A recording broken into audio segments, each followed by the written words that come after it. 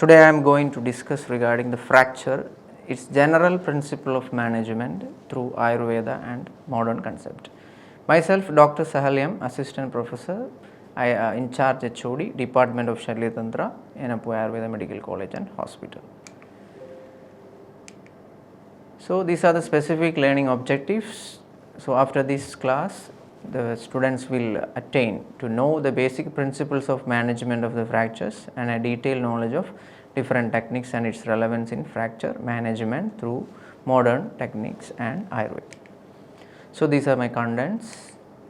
So fracture, it's defined as it is the discontinuity of a bone or a break in the continuity of a bone is called as fracture. So the term itself covers there will be hairline fractures or up to the level of a multiple comminuted fractures.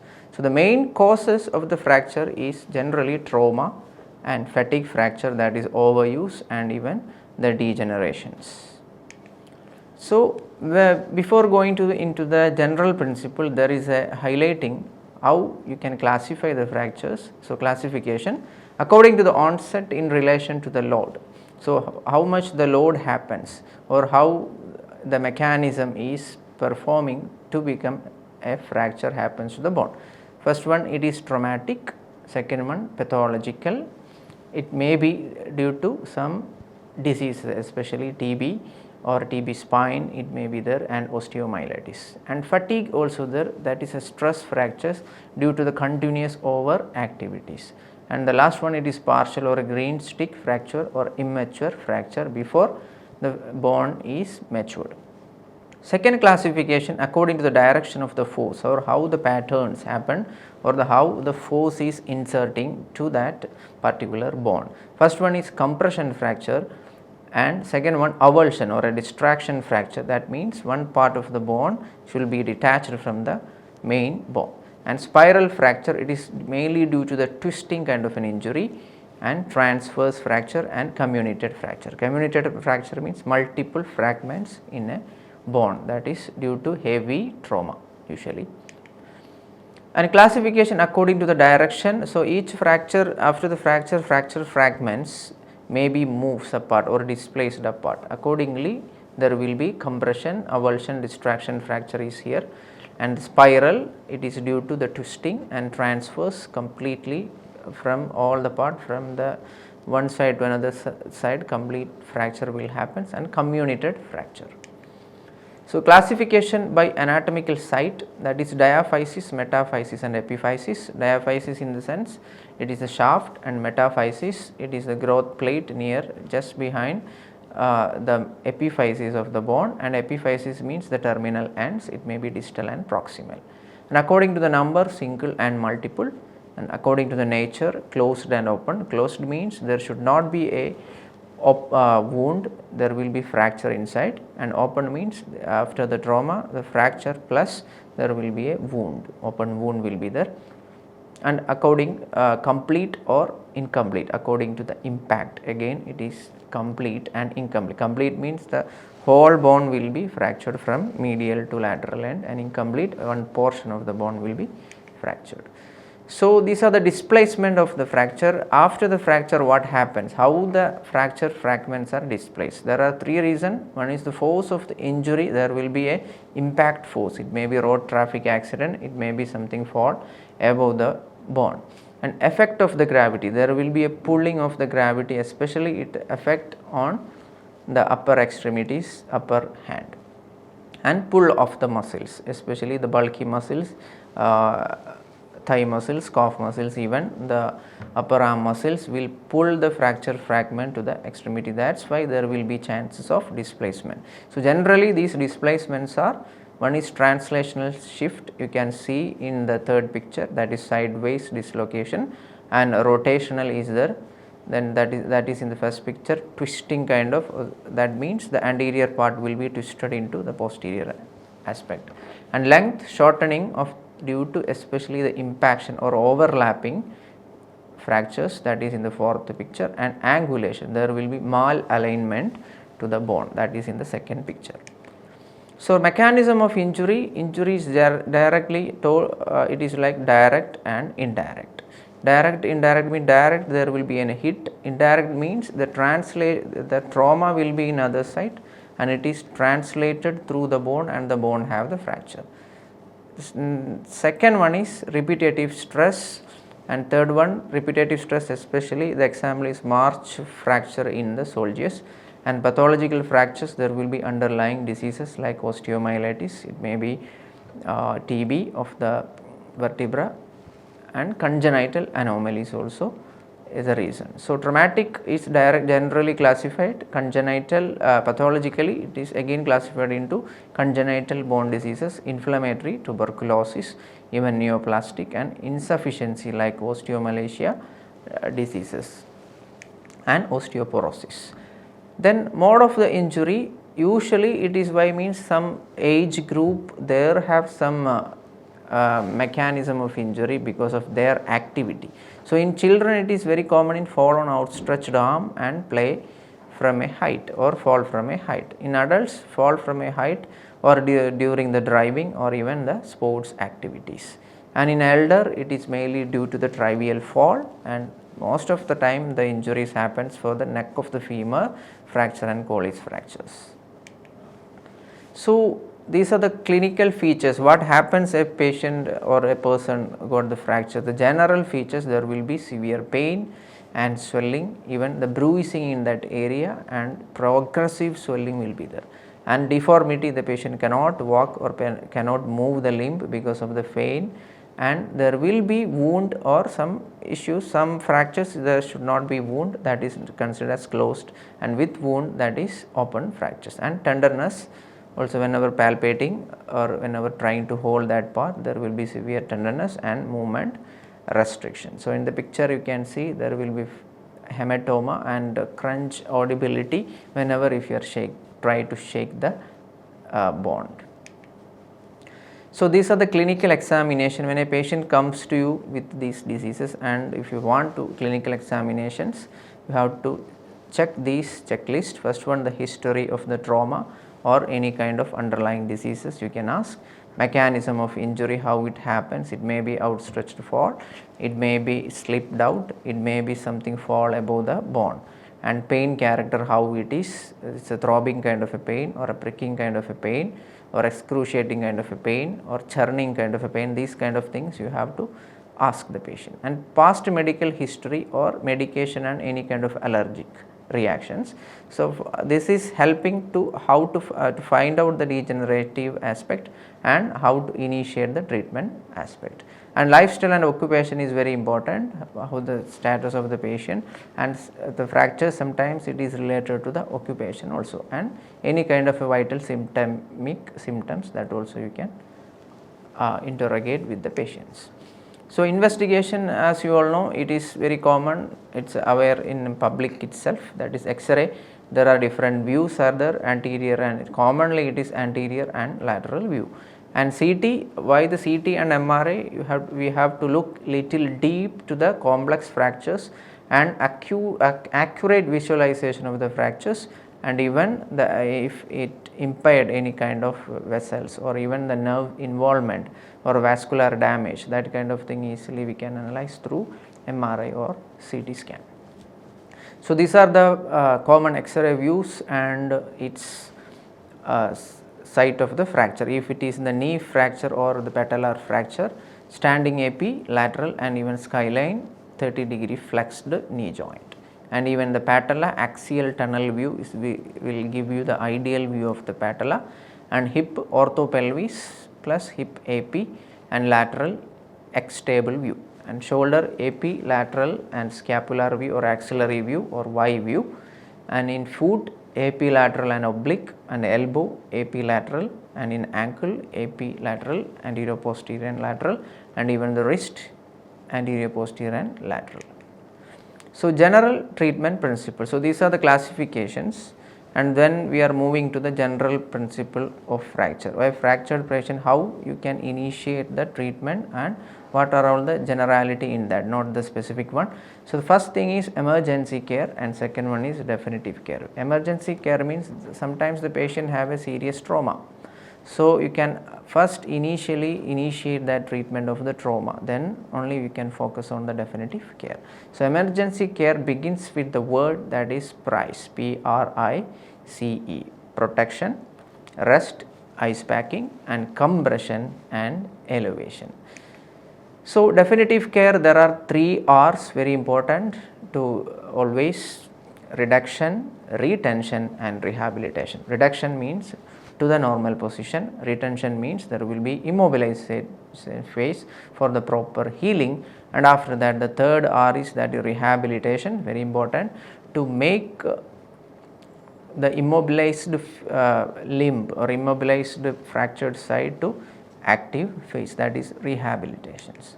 So moving on to the reduction. So management of simple fracture, actually reduction is not needed. So undisplaced means you can manage it is with conservative cuff and collar and strapping, even plaster slabs and anti-inflammatory drugs for the reducing the inflammation. No need of reduction, because it is undisplaced, not moved apart the fractured fragments. Next is displaced, definitely reduction is needed. You can put closed or try closed or open. So if it is severe trauma or you cannot reduce in a closed manipulations, better to go with the open reduction. That is according to the injury, according to the site of the injury. Next is management of open fracture, very simple. This is a general guidance. Reduction how to do, then also simultaneously wound care is also very important. Next is management of compound fracture. Whenever the compound fracture happens, there will be chances of systemic involvement. There will be bone loss, there will be neurovascular status or damage, even the wound is very much, or soft tissue trauma or soft tissue loss will be more. So always we have to, general physical examination and examination of other system is very important in management of a compound fracture by comparing the simple fractures. So reduction, next the reduction, how to do and how to initiate and how to formulate the reduction techniques. So the reduction itself, it means the restoration of a displaced or a fractured part into the normal anatomical position is known as reduction. That means the reversal of the mechanism of injury is known as reduction. So method of reduction is closed reduction and associated continuous tractions and open reduction and fixation, ORIF, internal fixation. So closed dissection, it is the standard method of reduction, should be performed for a fracture which is displaced or shortened. So technique is applying a traction to the long axis of the injured limb. For example, the humerus have the fracture, the long axis, you have to make a gentle traction and reverse the fracture mechanism. It may be outstretched fall with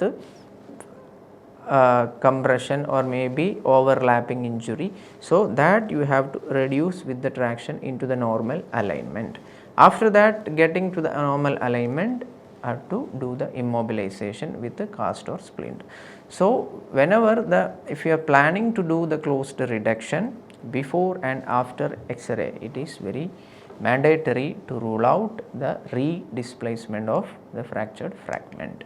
So contraindication, there are certain contraindication of the closed reduction. One is undisplaced fracture, actually it is not at all indicated, and irrelevant displacement. For example, humeral shaft fracture, there will be irrelevant, it should not be not that much displaced, then automatically it may comes with the immobilization itself. An impossible reduction in comminuted fracture, that is contraindicated, and reduction achieved cannot maintained. There will be muscular pull, there will be tendon pull that causes the re-displacement, then it is again and again you cannot do the closed reduction, better to go for open reduction. And fracture produced by traction forces. So after traction forces, in the sense we are putting in under the continuous traction that causes, or any kind of a pull from the muscles or from the tendon that causes the injury, again re-displacement may occur, that again better to go for open reduction. So continuous traction. So with the closed reduction, if needed, you can go for continuous traction according to the condition of the patient, according to the muscle attached to the fractured fragment. So if muscle attached to the either fractured fragments, apply strong force to overcome these muscle pulls, you can put continuous traction or allow reduction and cause redisplacement. Otherwise, allow reduction and causes redisplacement. So, traction is a technique for realigning a broken bone or a dislocated part of the body using weights, pulleys and ropes to gently apply pressure and pull the bone or injured body part back into the position. So, after a fracture, traction can restore the position of a bone during the early stage of the healing. So, that is here happening after a fracture. Traction can restore the position of the bone during the early stage of the healing. That is very important. Otherwise, the healing is progressing, there will be disalignment, it is a permanent disability. So, temporarily is in while you are waiting for further surgery, you can do this traction for a weighted surgery protocol. So, purpose of the traction, what are all these other purposes? Stabilize and realign a broken bone or a dislocated part of the body. First one, then help regain the normal position of the bone and against its redislocation, and stretch the neck to reduce pressure on the spine by realign the vertebrae, especially in the neck collar or neck traction, and temporarily reduce pain or prior to the surgery. So, it will reduce the pain. So, further inflammation, there will be inflammatory response after a fracture, that some extent you can reduce, and lessen and eliminate muscle spasm and constricted joint and muscles and tendon. So, relieve the pressure against the nerve, especially in the spinal nerve. So, generally the patient will get a soothing effects or reduction in the pain before to the surgery. So, it is classified into two, skeletal and skin traction. So, skeletal traction means there is a exact connection of to that pulleys or weight into the bone, and skin traction means it is attached, or there will be a bandage or a strapping techniques will be in the skin surface. So, skeletal traction indicated in long bone fractures. A pin is placed through a bone distal to the fractured site and weight should be applied. And skin traction, traction tapes attached to the skin, 10% of the patient weight is ideal, you can put it in that picture, you can easily visualize that, and types it is adhesive and non-adhesive type, and maximum weight you can put is 15 lbs, that is around 6.7 kgs. So, next the traction itself have some complication, like it may causes pressure ulcer and may causes over pulling, especially in the legs, that causes the foot drop, and even the prolonged immobilizations that causes thromboembolism and even muscle atrophy and stiffness of the joint.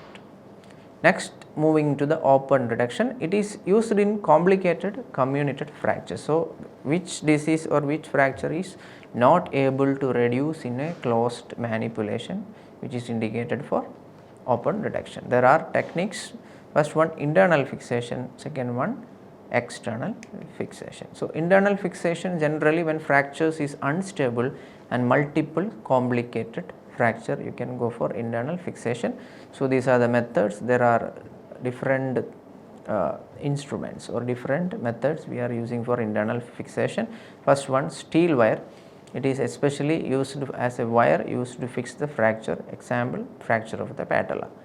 Next one, second one is K wire, temporary and definitive treatment, and stainless steel wire 1 to 3 mm, it is used to as an adjective and fixed on for screws and plates, and demerit, poor resistance and unable to rotate the limb. So, these are the examples. Here you can see the plate and even intramedullary nails and K wire and the screws.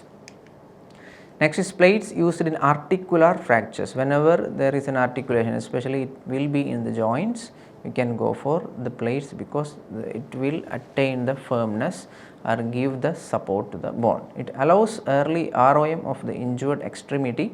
Plates provide strength and stability to the injured limb. It applied with minimal stripping of soft tissue, that is the ideality. So, intramedullary nails means it is hollow rod made up of a stainless steel introduced into the medullary cavity of the long bones.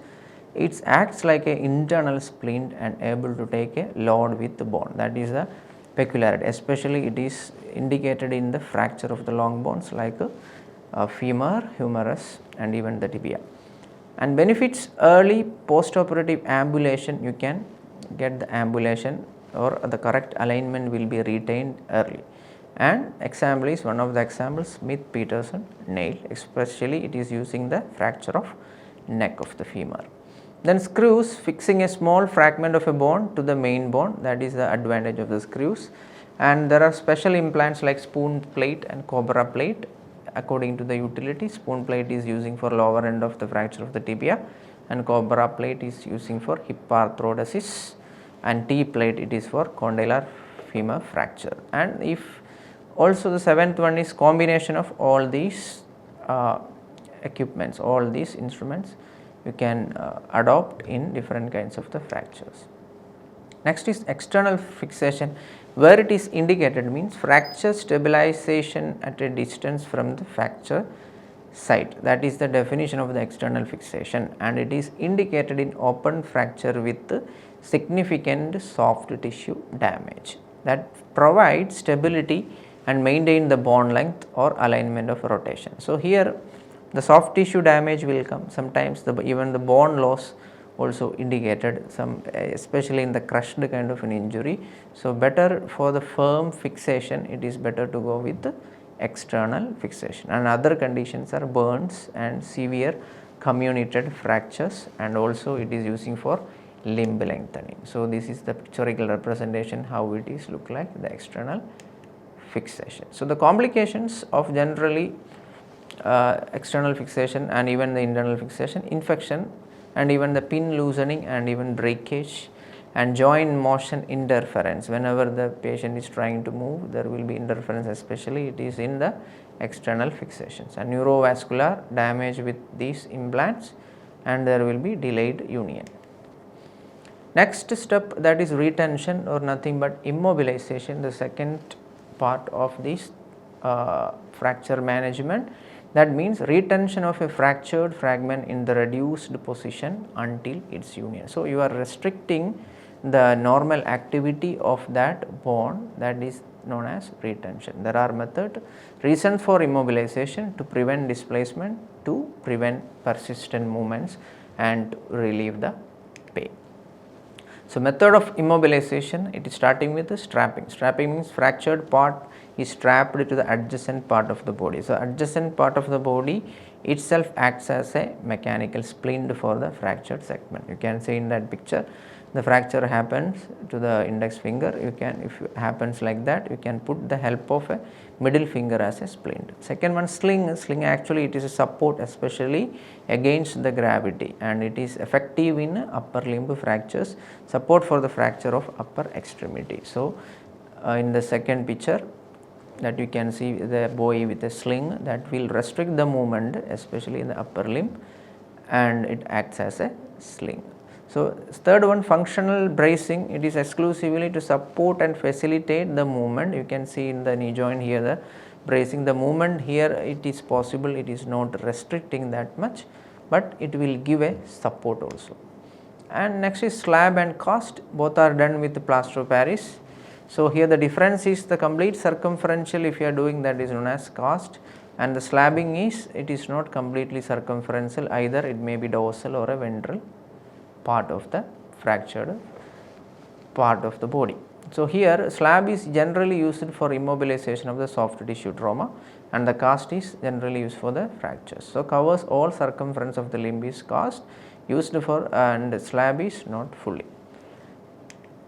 Next is splint. If it is for complete immobilization of the fractured area, you can use, and you can adjust this slim mechanical splint with the different pressures, and stable support uses only in for the short durations.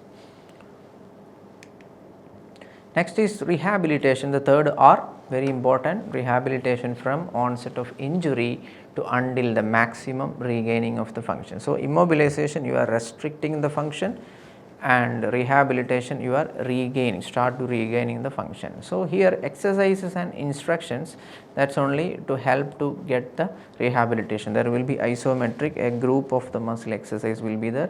There will be minor weight training will be there. There will be physiotherapy, like passive and active movement will be advised to the patient after the immobilization phase. So, uses preserve the function of the body, restore the disability and even disability and the patient able to do its normal activity with that bone. So, exercise is generally indicated passive and active. Passive in the sense the patient with the support is doing the exercise, and active with himself or herself he can do the exercises. So, during the period of immobilization also you can start the active exercises, and after removal of the immobilization it's generally classified according to the condition of the patient. Whenever it comes to the Ayurvedic references, generally fractures are referred as Bhagna. So, the Nirukti or etymology of the Bhagna, it's coming from the word Dhadu, that is bunch, nothing but break or motion. The Bhagna is explained by the Acharyas in Samhidas. You can see here Sushruta Samhita Nidhanasthana chapter 15, Chikitsasthana chapter 3, Ashtanga Hridaya Bhagna Pradishedam 27th chapter, and Madhava Nidhana Bhagna Nidhana 44th chapter. These are the some Bhagna related things are explained in Samhidas. So, generally Bhagna is classified as traumatic, there will be fatigue, there will be pathological, but as per the Ayurvedic classics, Bhagna is classified into two, that is Sandhi Muktam and Khanda Bhagnam. So, Shatvidam Sandhi Muktam, Dwadashavidam Khanda Bhagnam. Generally Sandhi Muktam is nothing but it is associated with the Sandhis, that is dislocation, even subluxations conditions, it is totally 6 are there. And Dwadasha Vidam Ganda Bhagnam, that is typically happen to the bone or the fracture, that is 12 in number. So, Bhagna Nidhana. So, here Acharya explained generally it's 6 Nidhanas he is explained. So, and it is considered as Apika, the traumatic incident only Acharya here explained, that is Padhana, Pidana, Prahara, Akshevana, Vyala Mrgadashana, Prabhutibihi, Apikadat, Visheshe, Aneka Vidam Astanam, Bhangam Upadishandi. There will be several reasons for the Bhagna, but generally you can classify all these into these 6 points. That is Padhana, it will be a fall, Pidana, there will be an exerting pressure, and Prahara, injury with a fist or rod or a bow, and Akshebana, there will be vigorous movement that happen. Akshebana means nothing but the chalanam, and Vyala Mrgadashana, attack from the wild animals, and Prabhutibihi, fighting with a strong person, that also causes issues with Bhagna or fractures, and generally these are all coming under Abhikata. Next is Samanya Lakshana of Kanda Bhagna. It is explained in Sushruta Nidhana. Already I explained the details of the clinical features of fractures. So, Shoyaduhu Bahulyam, that means there will be progressive hematoma or swelling. Spandhana, Vivartana, Sparsha, Asahishnutam. Whenever if you are shaking hand or trying to do the percussion or trying to do the palpation, there will be pain. Sparshana, Asahishnutam, tenderness will be presenting. Avapidhyamane Shabdaha. If you are trying to palpate, there will be crackling kind of a sound or a crunching kind of a sound will be there, and Srastanga, the looseness of the part, and Vivida Vedana Pradurbhavaha, and different kind of the pain features, and Sarvasu Avastasu Na Sharma Lapa Idi. Whenever the patient is in any kind of a position, he will not be relieved. The patient have the pain, and Samasena Kanda Bhagnam Lakshanam Uktam. These are the clinical features or Samanya Lakshana of Kanda, common symptoms of fracture according to Ayurveda. So, Kanda Bhagna classification, just go through the classification. There are 12 I told. Karkadagam, you can correlate it as stellate fracture. It is look like crab shell, that is why it is Karkadagam. Ashokarnam, that is oblique fracture in the sense it's like the ear of the horse, and comminuted fracture, that is Churnidam, Pichidam, it is compression fracture occurs in vertebra, and Asti Chalidam, that is avulsion, one part of the Asti will be moving, and Kanda Bhagnam, it is a typical transverse fracture, and Majjanugadam, it is Majjanugadam means presence of bone marrow will be there, that's why it is impacted. Atipadidam, complete fracture. Vakkuram, green stick, here exactly there will not be a fracture, there will be vakram, it's abuknam avimuktetu vakram, that is the definition. And chinnam, incomplete, and padidam and spudidam, cracked and fissured fractures. Next, the general principle of management of Bhagna, it is explained in Sushruta Chikilsa Sthana. There are certain points, that is Anjanai, Pedanancheva, Samkshebair, Bandhanastadaha. Sandhi Sharire Sarvastu, Chalanam, Apihi, Achalana Apihi. Edaistu, Sthana, Sthabano Ubaya, Sthabain, Matiman, Bishak. So, generally, this principle of management is known as Sthabana Upayas. You have to do the proper reduction and take the bone into the normal anatomical position. So, there are steps: Anchana, Pedana, Samkshebana and Bandhana. So, first three is generally it is called as reduction techniques, and Bandhana is nothing but the immobilization phase. It is explained in Sushruta Chikilsa Sthana, 3rd chapter, Bhagna Chikilsa. So, how to do the reduction? Again he explained Swasthana Sthabanam under the name of Swasthana Sthabanam. Avanidam Unnahyam Unnadam cha Avapidayet Anjayet Adikshiptam Adogadam cha Ubari Varte. That means Avanadam, slip down, you can do it Unnahyam, raise up. Unnadam, elevated, you can press down, that is Avapidayate. Adikshiptam, extensively thrown, that you can put Anchayet or retract. Adhogadam, moved below, that you can put Upari Varte, pulled up. These are the method of reduction explained in Sudha Samhita. Then general treatment, Samanya Chikilsa. So, a patient comes to you with the inflammation after this fracture or any kind of a soft tissues. You can adopt these kind of treatment. First one, Alebam, Manjishta, Maduga, Rakta Chandana and Shali rice mixed with Shatadobdagrada, always apply in a cold potency. It is explained like that. And Segam, Nekrodhadi Kashaya, Sushidam, cooled, and Panjamula, Kshira Kashaya, Savedanam and Chakrataila Sukhoshna. So, these are the Segas explained. One Nekrodhadi Kashaya, it's a combinations. Sushidam, in cooled potency you can apply, or you can put a dhara. And Panjamula Kshira Kashaya, Savedanam. If the pain is more aggravating, you can go for Panjamula Kshira Kashaya. And Chakrataila Sukhoshram, little warm you can add with, or you can put a Sega or a dhara with Chakrataila.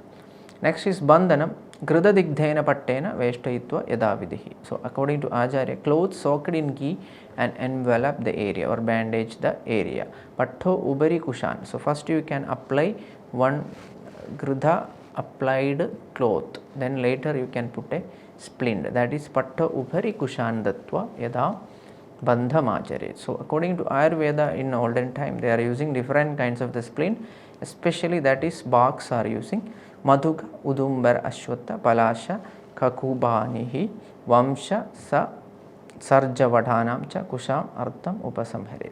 That means these are the splints or bark of the plant is used as a splint just below, just above the medication is applied, and after that you can go for the bandhana. And certain internal medication is told Grishtik Shiram Sasarpishkam Madhura Ushita Sadidam Shidalam Lakshayam Yuktam Pradarbhagam Pibet Naraha. So, Grishtik Shiram you can take more. Grishtik Shiram means it is Pradhama Prasudago. Pradhama Prasudago in the sense first delivered cow's milk. It is Grishtik Shiram, it is rich of a calcium. And ghee and Madhura Ushadam, Kagolyadi Gana is explained here, that with that you can have this medicine internally daily in the morning, Shitalam. It is in the cold potency, not in the warm. Next, one more concept, that is Avrana Bhagnam, Savrana Bhagnam, nothing but open and Avrana means closed fracture and Savrana means open fracture. It is explained how to treat it. So, Avrana Bhagnam, if it is closed one, Vibhajya Kalam Dosham cha Doshakna Aushada Samyudam Parishegam Pradeham cha Vidadyat Shidamevacha. So, you can, in the inflammatory phase itself, you can go for Parishega or pouring the liquids, especially Shidam, according to assess the dosha and Kala, even the Dhatu, even according to the state of the patient, you can select the medicines. Savrana Bhagna, nothing but the same treatment you can go for, but you also manage the Vrana or the wound. So, the wound management is plus the Bhagna management, it is indicated in Savrana Bhagna. So, Sarpir Madhu Gridhothare. So, that is the thing, Sarpir Madhu Thare. That means combination of Madhu and ghee you can include for the application of for the wound healing. Next is Bhagna Sandhana Kala. So, generally according to the age, how much time it will take for the proper union or up to till the formation of the callus formation, how it happens. So, time taken for proper union of Bhagna according to Ayurveda, this is depends upon via Ritu and Dosha. So, early age it will be in 1 month, and middle age and Alpa Dosha, the patient is not deranged doshas are very less, it is 2 months, and old age it is 3 months, especially in Shishira and Vasanta. Next is Acharya explains signs of proper union of how you can analyze if it is completely healed after your treatment. There are some symptomatic presentations, that is Bhaknam Sandhim Anavidham Ahinangam Anulpanam Sugacheshta Prajaramcha Samhidam Samyak Adishe. That means Anavidham, not bulged out, that part. So, there will not be redislocations. And Ahinangam, no loss of any part of the body after the immobilization phase or after the treatment. If whenever the patient comes to, there will not be a bone loss. Anulbhanam, not elevated, and it should be in a proper place.